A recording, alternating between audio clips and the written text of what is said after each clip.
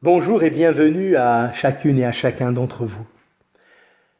Ce matin, nous poursuivons encore notre thème et d'une manière particulière, nous allons lire dans Actes au chapitre 1er une déclaration angélique, une annonce faite par les anges. Nous lisons les versets 10 et 11 du premier chapitre du livre des Actes.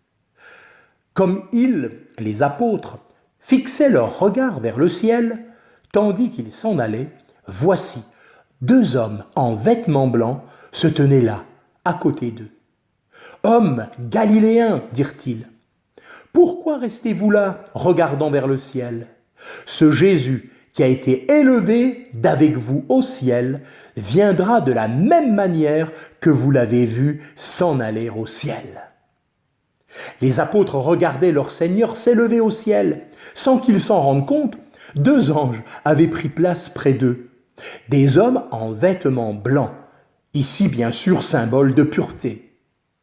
Au sujet des anges, je fais remarquer que l'Écriture ne les décrit jamais sous une forme angélique, dans ce sens de petit angelot joufflu, sorte d'enfant que la peinture représente quelquefois.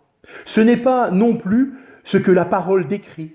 Tout ce que l'on sait, c'est que les anges de Dieu sont des êtres créés, cela se trouve dans Ézéchiel 28, versets 14 et 15, des esprits, selon Hébreux chapitre 1er, versets 7 et 14, qui ne connaissent pas les unions humaines comme le mariage, comme évoqué en Marc 12, verset 35. Ces anges avaient un message important pour les apôtres, préoccupés au sujet du rétablissement du royaume pour Israël. Oh, cela aurait bien lieu. Ce Jésus qu'ils avaient suivi de leurs yeux quand il était élevé d'auprès d'eux vers le ciel reviendra également de façon visible. Plus tard, l'apôtre Jean le confirmera d'une manière solennelle. Dans Apocalypse chapitre 1er au verset 7, il dit « Voici, il vient avec les nuées et tout œil le verra.